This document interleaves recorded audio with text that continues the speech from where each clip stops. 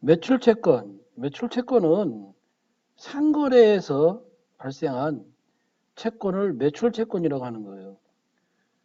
예를 들면 삼성전자가 판매하는 거는 전자제품이죠. 전자제품을 팔고 외상으로 하거나 전자제품을 팔고 어음을 받았을 때 그런 경우를 상거래라고 하는 거죠. 삼성전자 대리점이 자기 전자 대리점에서 사용하던 자동차를 승용차를 팔고 혹시 외상으로 했다. 그러면 매출 채권이 아니라 기타 채권이라고 보는 거죠. 상거래에서 발생한 채권을 우리는 매출 채권이라고 한다. 매출 채권은 외상 매출금과 받으러음을 통합해서 매출 채권이라고 한다라고 보시면 되죠. 채권이란 얘기는 받아야 할 권한, 받아야 할 권리를 채권이라고 하는 거죠. 매출 채권은 반대로 매입 채무가 있겠죠. 매입 채무.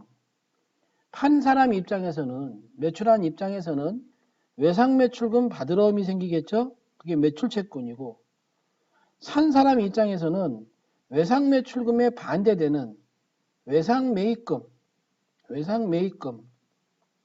받으러움에 반대되는 지급어음. 그래서 이거를 매입 채무라고 할 수 있다는 얘기죠. 외상 매출금과 받으러움은 매출 채권, 외상 매입금과 지급어음은 매입 채무. 이렇게 기억을 하고, 상거래가 아니라면 일반적으로 상거래가 아니라면 기타 채권이라고 보시면 되죠. 내가 사용하던 책상을 팔고 매각하고 그 대금을 외상으로 하다 그러면 매출 채권이 아니고 기타 채권으로 미수금이 되는 거예요. 미수금. 내가 판매 목적이 아니고 사용할 목적으로 건물이나 기계장치나 차량 운반구 등을 매입하고 외상으로 하다 그러면 외상 매입금이 아니고 미지급금이라고 처리하는 거죠.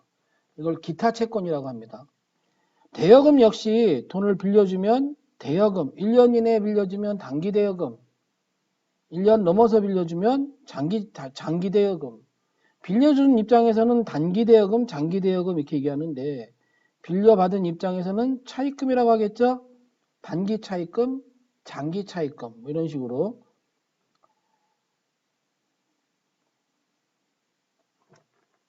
그래서 파는 입장에서는 물건을 100만 원어치 팔고 그 대금을 외상으로 하다 그러면 제품 매출이 되니까 수익의 발생으로 제품 매출이 대변에 생기죠. 외상으로 하다 그러면 나중에 받아야 될 권한이 생기니까 자산의 증가가 생기는 거죠. 자산의 증가로 차변의 외상 매출금. 다시 한번 거래의 결합관계를 암기를 해야 됩니다. 결합관계. 왼쪽을 차변이라고 하고 오른쪽을 대변이라고 하고요. 자산의 증가, 차변에, 대변의 부채의 증가, 자본의 증가, 차변의 비용의 발생, 대변의 수익의 발생. 그래서 여기서 이렇게 보면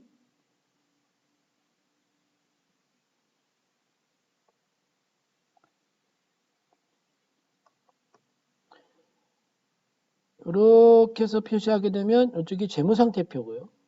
이렇게 표시하게 되면 손익계산서고, 자산의 증가의 반대편이 자산의 감소, 부채의 증가 반대편이 부채의 감소, 자본의 증가 반대편이 자본의 감소. 여기서 생긴 게 재무상태표 거래, 교환거래라고 하죠.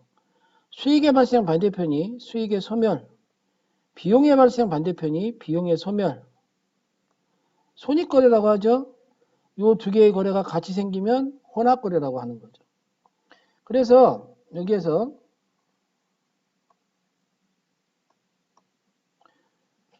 자산의 증가는 차변, 수익의 발생은 대변 이렇게 되겠죠.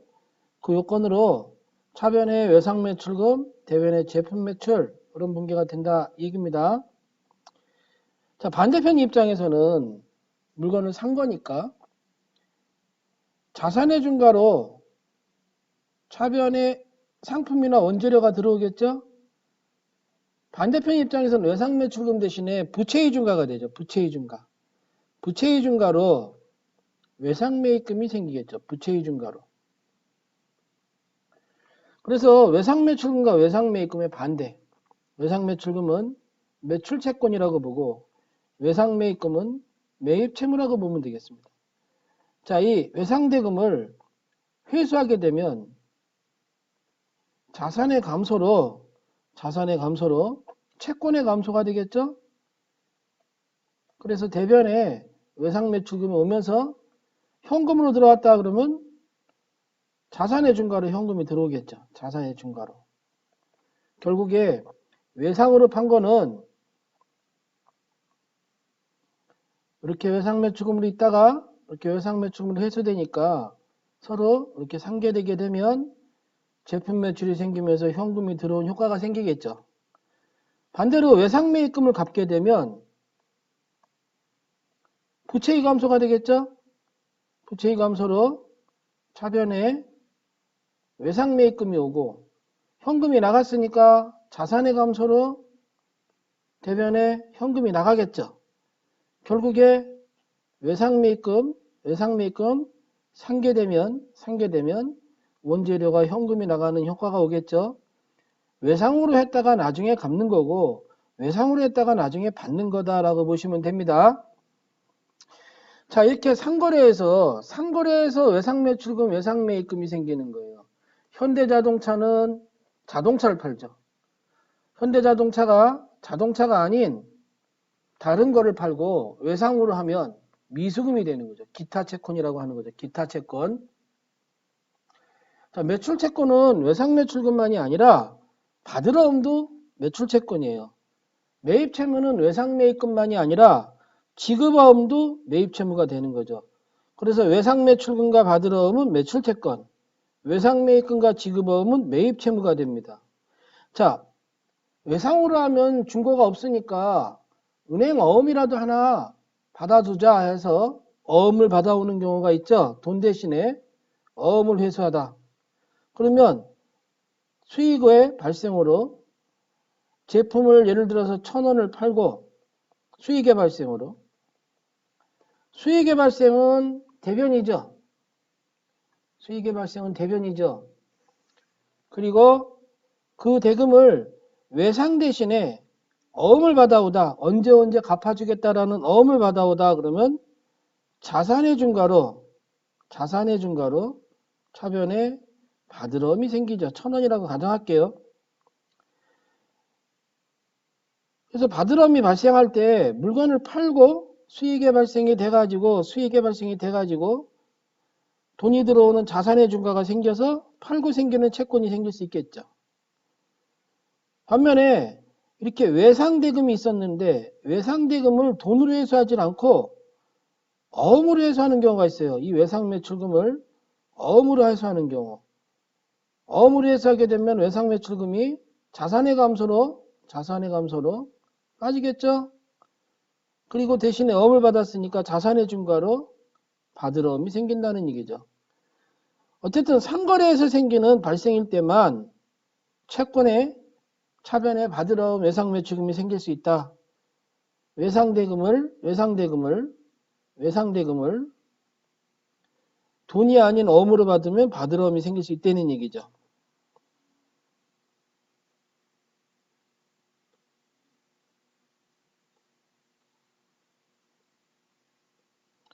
그래서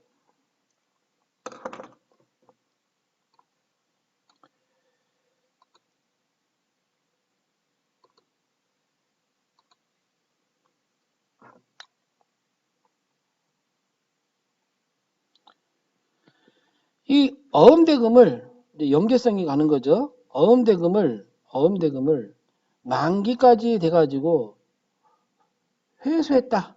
그러면 자산의 감소로 대변에 1,000원이 없어지면서 자산의 중과로 차변에 당좌예금이 1,000원이 들어라는 이런 연관성이 되는 만기가 회수되면 어음이 해소가 돼서 없어지고 당좌예금으로 입금하다 그러면 만기 해소가 돼서 이렇게 입금이 늘어나는 거가 되겠죠.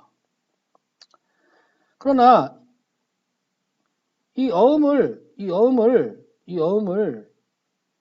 만기가 되는 데까지 기다리면서 은행에다가 이임을 하는 거죠. 은행에다가 추심 이임을 하는 거죠. 이렇게.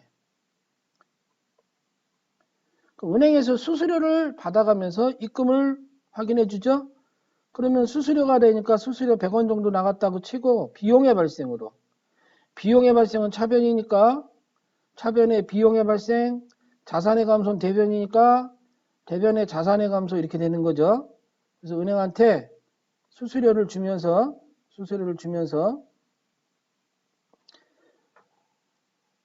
나머지 예금을 대면 900원이 예금이 되겠죠. 자산의 증가로. 그래서 이 발생하고 만기회수가 연결된 것처럼 발생하고 추심 위임 배서가 연결이 됐다라고 보시면 됩니다.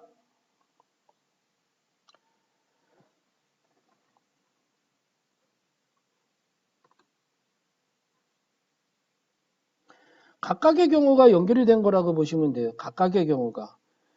발생이 만기 회수가 되면서 대변에 사라지고 발생이 은행으로 이임해가지고 입금이 되면서 대변으로 사라지고 그래서 각각의 경우가 이렇게 연결된 거다.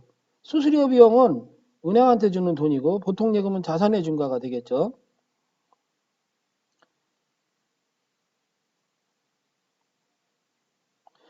자, 만기가 발생이 됐는데 만기까지 기다리지 못하고 이 어음을 타인한테 양도를 하는 거예요. 이름을 뒤에다가 배서 양도한다 그러죠. 이 어음을 타인한테 배서 양도한다. 외상대금으로 결제하면서.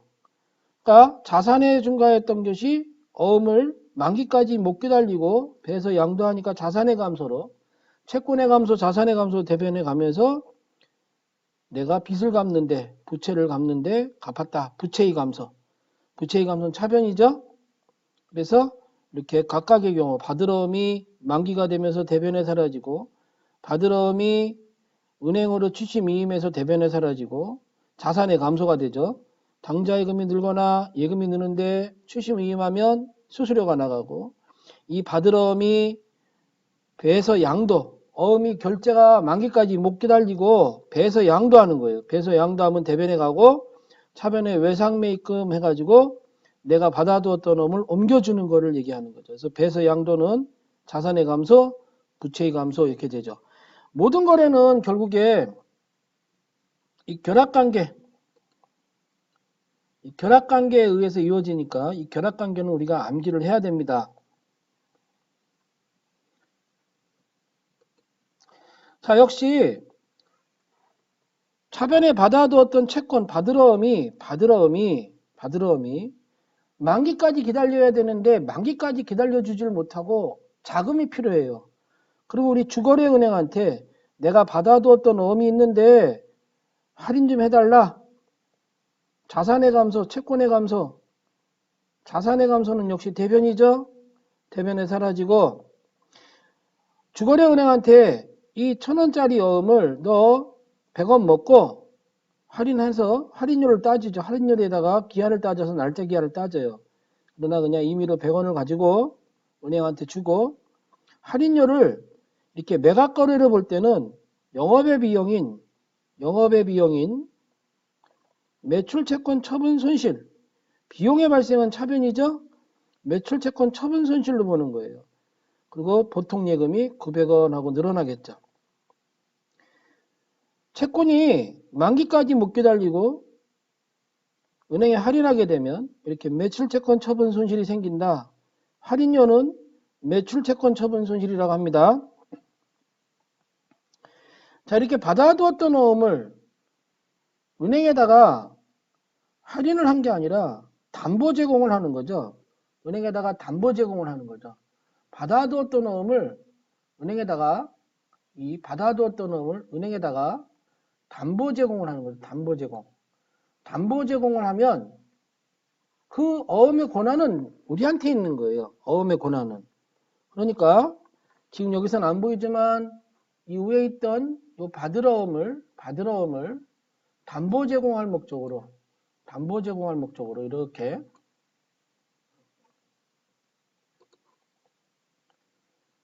은행에다 주게 되면 받으러움이 대변에 나가질 않고, 할인했을 때는 받으러움이 대변에 나가지만 담보 제공에 대해서는 어음에 대한 권한이 우리한테 있기 때문에 약속하다, 계약하다, 채용하다, 담보 제공하다, 이건 회계상 거래로 보질 않기 때문에 대변에 받으러움이 나가질 않고 차입금이 생기는 거죠. 차입금, 부채이중과로. 그리고 이자를 주게 되면 비용의 발생으로 이자가 생기는 거고 예금이 들어오는 거죠. 그래서 담보 제공으로 돈을 빌리게 되면 이자 비용이 생기는 거예요. 만약에 매각거래로 처리하게 되면 매출채권 처분 손실이 생겨서 위에서 있었던 받으러움이 차변에 이렇게 오는 거였죠. 차변에서 대변으로. 그러나 할인하는 차입에 관련된 거는 차입금으로 처리한다. 이렇게 기억을 해야 됩니다.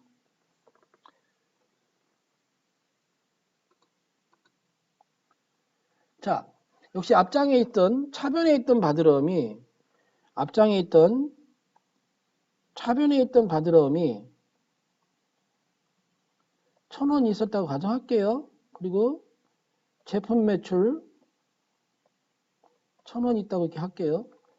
이 받으러움이 부도가 났어요. 만기가 됐는데 날짜에 되니까 돈이 입금이 안 되고 부도가 났어요. 그러면 이 어음을 우리가 회수할 때까지 소송을 걸어서 받아야겠죠? 그때 생기는 게 부도 어음과 수표. 역시 자산의 감소, 자산의 증가가 되겠죠. 부도 어음과 수표는 자산이 되는 거예요. 자산. 받으러움은 자산 감소고. 자, 이렇게 받아두었던 어음이 날짜가 됐는데 상대방이 돈을 나중에 좀 갚겠다고 새로 날짜를 연기한 어음을 새로 써주는 거예요. 날짜 연기한 어음을. 그러면 이 받아두었던 어음은 사라지고 날짜가 연기된 어음이 들어오겠죠. 받으러움이 자산의 감소와 자산의 증가가 있게 되겠죠. 그러면서 날짜가 연기됐으니까 날짜 연기된 만큼 이자를 받아야겠죠. 수익의 발생으로 이자가 들어오죠. 이자가. 그리고 현금이, 이자가 들어온 현금이 이렇게 들어오겠죠. 이렇게 받으러움이 연계성이 하나씩 됐는데 상대방의 입장에서는 원재료를 사고 어음을 발행해주면 부채의 증가가 되겠죠. 부채의 증가는 대변이죠. 그래서 대변에 부채의 증가로 지급어음이 생기고 원재료가 자산의 증가로 생기겠죠. 반면에 외상매입금 등을 갚으면서 어음을 발행해주면 지급어음이라고 할 수 있다는 얘기죠. 이건 부채의 감소와 부채의 증가가 되겠죠. 자, 이렇게 받아두었던 발행했던 어음을 변제하게 되면, 갚게 되면 차변에 부채의 감소가 오면서 대변에 당자예금이 나간다. 뭐 현금이 나갈 수도 있겠죠. 지급어음은 결국에 받으러움의 상대적이다라고 보시면 되겠죠. 매입자, 여기는 매출자 이렇게 보시면 되겠죠. 매출자.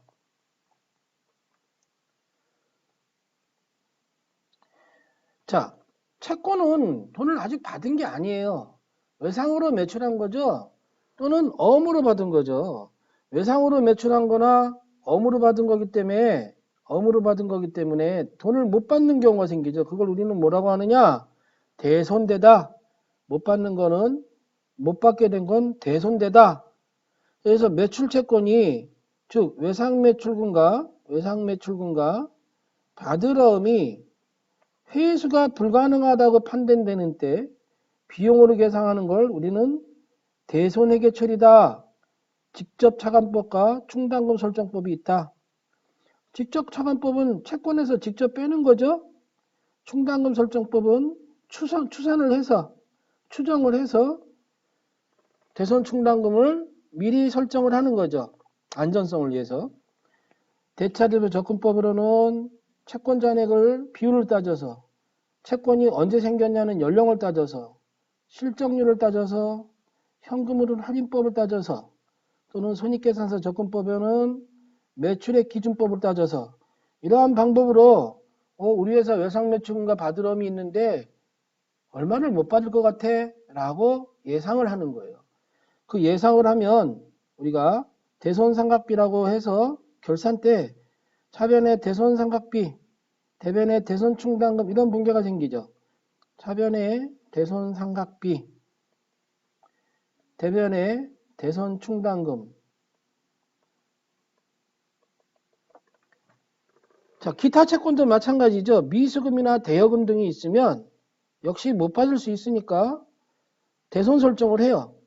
그래서 기타의 대손삼각비 영업의 비용으로 이 대손삼각비는 판매비와 관리비고 얘는 기타의 대손삼각비는 영업의 비용이에요. 영업의 비용. 그래서 차변의 기타의 대손삼각비, 대변의 대손충당금 이런 분계가 되죠. 기타의 대손삼각비, 대변의 대손충당금 이런 분계가 되죠. 그래서 이 대손을 예상을 하는데 채권 잔액을 가지고 우리는 학습을 많이 하죠. 보유 중인 채권 중에 회수 가능액에 대한 정보를 제공하기 위하여 기말 시점마다 채권 회수 가능액을 평가하고 보유 중인 채권 중에 회수하지 못할 것으로 예상되는 금액을 대손 추정을 하죠. 대손 추정을. 대손 추정률을 대개 법인세법에서 1%를 인정하기 때문에 기업회계 문제에서도 대개 1%를 우리가 인정해서 1%를 대손 예상을 한다 이렇게 나와요. 자, 기업회계에서는 연령분석법. 연령이 오래되면 오래될수록 받을 확률이 적어지겠죠? 그래서 연령분석법도 기업회계에서는 사용을 합니다.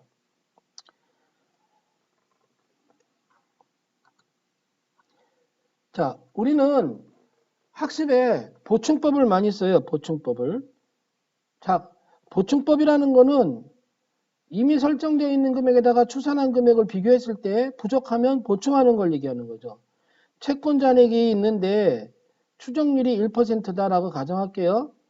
그래서 나온 금액이 있는데 이 나온 금액이 100만 원이다. 나온 금액이 2만 원이다. 2만 원이다. 여기 2만 원 나오네요. 2만 원이다. 2만 원이다. 했을 때 각각의 경우를 여기서 얘기하는 거예요.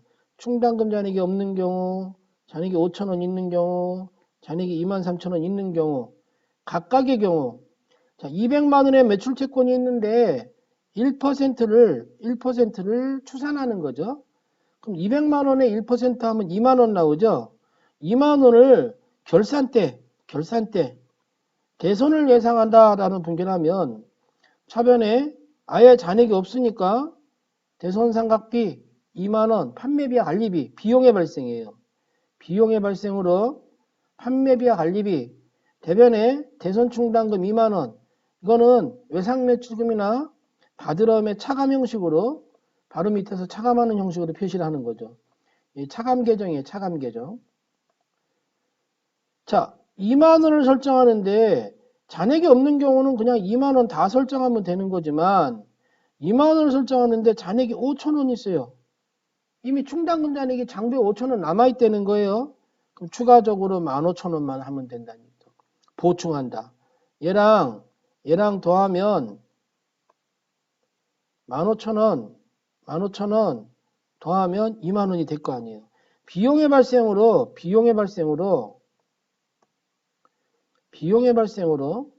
차변해보고 이건 차감 계정의 중괄호 대변해보면 15,000원과 5,000원을 더하면 2만원을 맞춰주는 거죠. 이거를 우리는 보충법이다.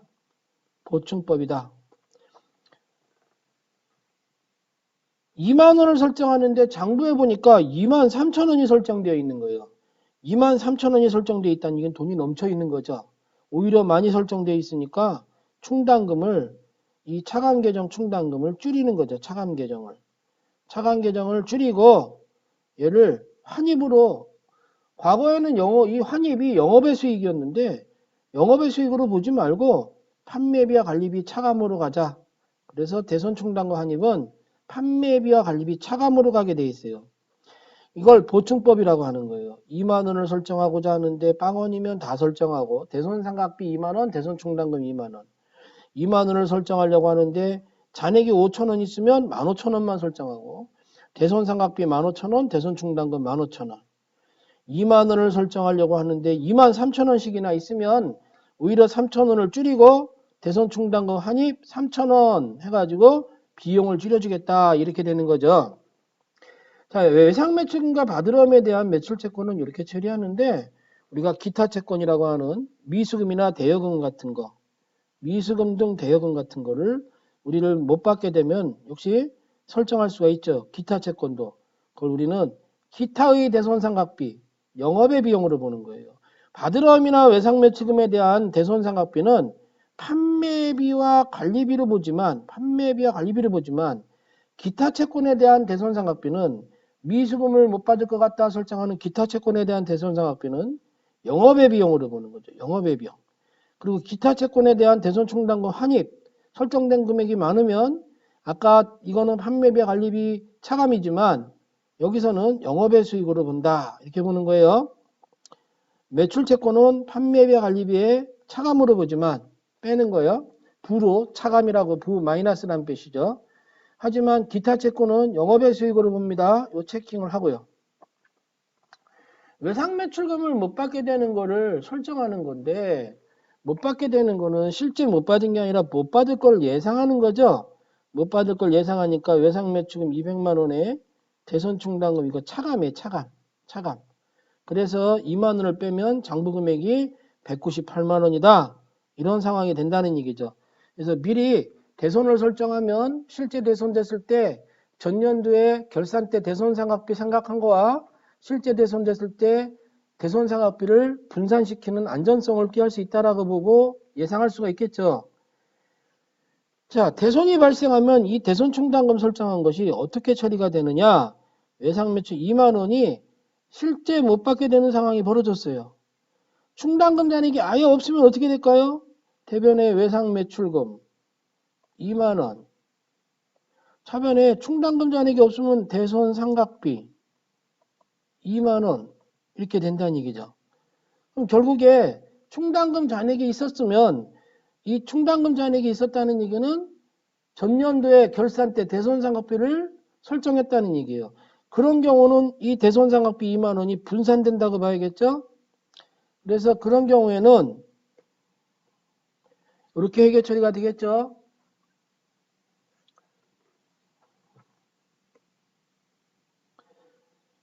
외상매출금이 2만 원을 못 받게 됐어요. 그럼 대변의 외상매출금 자산의 감소로 생기고 다행히도 충당금 잔액이 3만 원이나 있대요. 그러면 차감 계정의 감소로 대손 충당금 2만 원하고 없어지는 거예요. 비용이 발생하지 않죠. 충당금이 줄어드니까 아까 앞 페이지에서 대손 충당금 즉 대손 상각비 얼마 대손 충당금 XXX 이렇게 설정한 것이 많으면 이렇게 온다는 얘기죠. 그래서 비용이 분산된다는 얘기죠. 대손 상각비가 여기서 미리 예상할 수 있고. 자, 충당금 잔액이 만 원만 있는 경우 외상매출금을 못 받게 됐어요. 자산의 감소로 2만 원. 그리고 만 원이 있으니까 만 원만 오고 나머지만 비용으로 잡는 거죠. 비용의 발생. 자, 대손상각비는 판매비와 관리비고 이 충당금은 자산 차감 그게 줄어드는 거죠. 자, 충당금 잔액이 아예 없는 경우 충당금 잔액이 아예 없으니까 대손상각비가 한 번에 생기죠. 그래서 여기 대손상각비가 작년 결산 때하고 이렇게 대손상각비 설정하지 않을 때하고 무리하게 한 번에 비용이 많이 생기니까 재무상태표 손익계산서가 불안해질 수 있겠죠. 안전성이 없겠죠. 외상매출금이 자산의 감소로 빠지고요. 그래서 대손상각비는 결산 때 미리 예상을 해서 실제 대손이 됐을 때 이렇게 차감을 하면서 대손상각비가 분산되는 그런 효과가 오죠. 이렇게 대손된 거를 다시 회수하는 경우가 있어요. 다시 회수하면 무조건 대변의 대손충당금이에요. 무조건 대변의 대손충당금. 과거에는 삼각채권 추심이익 이런 게 있었지만 지금은 무조건 대변의 대손충당금이고 차변에 보통예금 뭐 들어왔다. 그러면 대변의 대손충당금이고 보통예금 이렇게 들어오면 자산의 증가가 되겠죠. 모든 분계는 다시 말하지만 거래 결합관계, 거래 결합관계를 암기를 해야 됩니다. 이건 필수적입니다. 차변, 대변, 자산의 증가, 자산의 감소, 부채의 감소, 부채의 증가, 자본의 감소, 자본의 증가, 비용의 발생, 수익의 발생, 수익의 소멸, 비용의 소멸. 여기에 맞춰서 우리가 회계상 언어는 분계라는 걸 하는 거죠. 분계. 회계상 언어인 분계라는 걸 해야지 우리가 소프트웨어에다 저장했을 때도 회계상 언어로 한 분계를 인식을 한다. 이렇게 보시면 되겠습니다. 자, 매출 채권 말고 이제 우리가 기타 채권이 있죠. 기타 채권. 기타 채권이라 하면 매출 채권이 아닌 상거래가 아닌 거래에서 생긴 채권을 우리는 기타 채권이라고 합니다. 미수금. 우리가 미수금은 이런 거 팔았을 때죠. 기계장치 같은 걸 팔고 상거래가 아니죠. 또는 차량 운반부 같은 걸 팔고 외상으로 하다. 상거래가 아닐 때 우리가 미수금이 되는 거예요. 미수금. 미수금. 자산의 증가. 이건 자산의 감소, 자산의 증가. 자산의 감소는 대변, 자산의 증가는 차변. 필수적으로 여기를 우리가 암기를 해야지 이 암기가 돼야지 분계가 이루어집니다. 계정 과목 맞춰서 가는 거는. 기계장치를 팔고 미수금이 아니라 어음을 받았다. 어음을 수령한 경우에도 우리는 미수금으로 처리하는 거예요. 상거래일 때는 상품을 매출하고 어음을 받으면 받으러음이죠.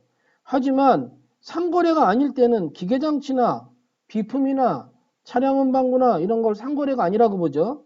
그걸 매각하고 어음을 수령한 경우도 미수금이라고 보는 거죠. 다시 말하면 비품을 매각하고 자산의 감소 대변, 자산의 감소는 대변이고 그 대금으로 어음을 수령했다. 어음을 수령하면 받으러음이 되는 게 아니라 미수금이 된다는 거예요. 미수금.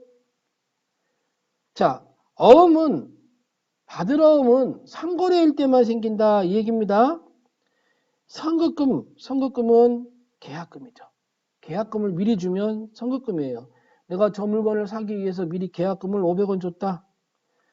고난이 생기니까 자산의 증가가 되는 거예요. 자산의 증가. 현금이 나갔다 500원 자산의 감소가 되겠죠. 자, 그 물건을 사는데 그 물건이 1,000원어치가 들어왔다. 역시 자산의 증가가 되겠죠. 그러면 미리 준 선급금은 빠져야겠죠. 자산의 감소로 500원은 그죠? 자산의 감소는 대변이죠. 그럼 나머지 금액은 나중에 줄게 했으면 이제 부채의 증가 외상매입금이 이렇게 생긴다는 거죠. 계약금을 미리 주면 선급금. 미리 받은 사람은 뭐가 될까요? 선수금이 되는 거예요. 선수금. 미리 받은 사람은. 그래서 미리 받은 사람은 돈을 미리 받았기 때문에 나중에 갚아야 할 의무가 생기기 때문에 선수금이 되는 거고 미리 준 사람은 선급금이 되는 거고 미수금은 상거래가 아닌 경우에 매각을 하고 미수금이죠. 미수금의 반대가 또 뭐가 될까요? 미수금의 반대가 미지급금이 되겠죠. 미지급금. 상거래가 아닐 때 외상으로 하면 미지급금이 생기는 거죠. 가지급금은요. 임시계정이에요. 자, 출장을 갔다 오라고 명했어요. 부산 출장 좀 갔다 와 김대리 하고 10,000원을 줬어요. 10,000원을. 그럼 김대리가 10,000원을 가져가겠죠. 자산의 감소로. 자산의 감소는 대변. 돈을 가져갔지만 어떻게 써야 되는지 어떻게 쓸 건지 중빙을 붙여서 보고를 해와야죠. 그때까지는 우리가 임시계정으로 임시자산이라고 해요. 임시자산. 가지급금 10,000원 이렇게 쓰는 거예요. 그리고 이제 김대리가 부산 갔다 와서 이렇게 썼습니다. 저렇게 썼습니다 하고 영수증을 붙여갖고 보고를 해오죠. 그러면 그때 가지급금이 사라지는 거예요. 사라지고 그리고 이렇게 썼습니다. 저렇게 썼습니다 하고 보고한 영수증을 정리하면 여비교통비 뭐 이런 식으로 되겠죠. 그래서 임시자산 가계정이라고 돼요. 가계정. 자, 가지급금의 반대말이 있어요. 가수금이라고 할 수 있어요. 가수금. 돈이 들어왔는데 김대리가 출장 갔다가 회사 통장으로 입금이 됐어요. 근데 김대리가 와야지만 이게 어떤 내용인지 알 수 있어요. 그때는 가수금이라고 합니다. 가수금. 가수금. 선납세금. 선납세금은 우리가 은행에서 이자가 들어오면 세금 띄고 들어오죠. 이 이자 수익이 1,000원이 들어왔다. 수익의 발생은 대변이에요. 그런데 세금을 띄고 들어온단 말이죠. 세금을 띄고 들어오는데 입금이 예를 들면 1,000원이 안 되고 예를 들면 뭐 900원만 됐다. 세금을 100원을 띄고 들어왔다. 원천적으로 세금을 내고 왔다. 그럼 이자 수익은 나중에 법인세에 기여하죠. 그때 나 미리 낸 세금 있어.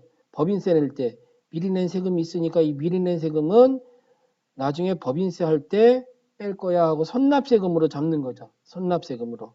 그래서 원천징수를 당한 세금은 선납세금이다 라고 보면 되죠.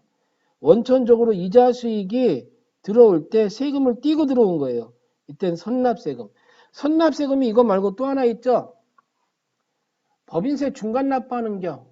법인세 중간 납부하면 법인세도 1년에 한 번 내는 게 아니라 작년에 2분의 1치를 중간 납부하죠. 그러면 자산의 감소로 대변에 나가고 그리고 차변에 그걸 선납세금이라고 하는 거죠. 그럼 앞장에 있는 차변의 선납세금과 법인세 중간 납부한 차변의 선납세금이 결산 때 확정을 하면 차변에 있던 선납세금이 대변의 선납세금하고 사라지는 거다라고 보는 거죠. 법인세 금액이 총 5,000원인데 미리 낸 선납세금이 2,000원 있었다 그러면 미지급세금으로 3,000원만 잡힌다.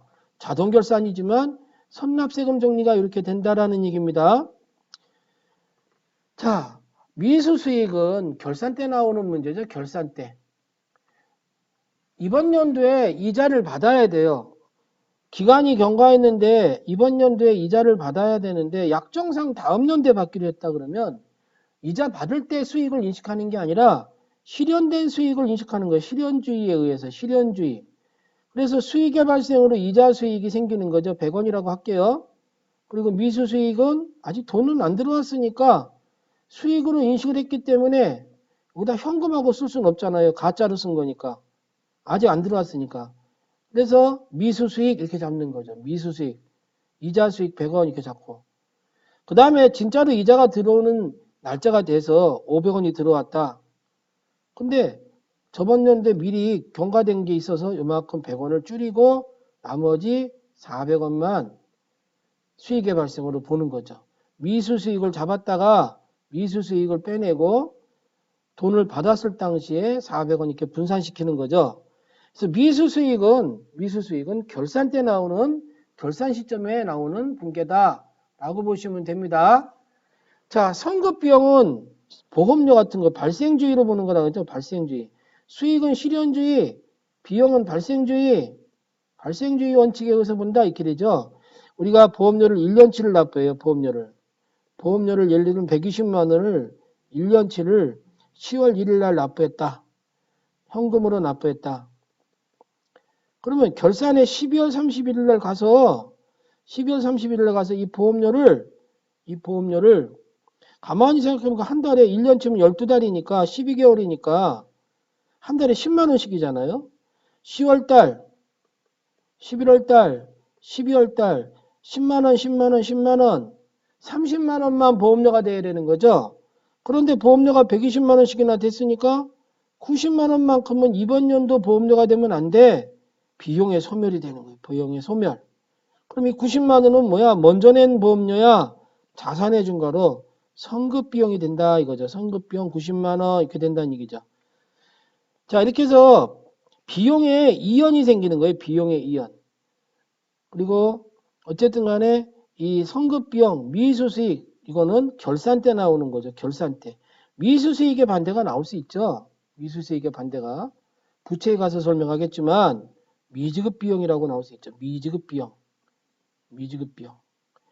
선급 비용의 반대도 나올 수 있죠. 선수 수익이라고 나올 수 있어요. 선수 수익. 부채 계정이에요. 부채 계정. 그래서 선급 비용은 자산 계정이에요. 선급 비용은 자산 계정이고 자산의 증가가 되죠. 미수 수익도 자산 계정이에요. 자산의 증가가 되죠. 선수 수익과 미지급 비용은 부채의 증가가 되는 거죠.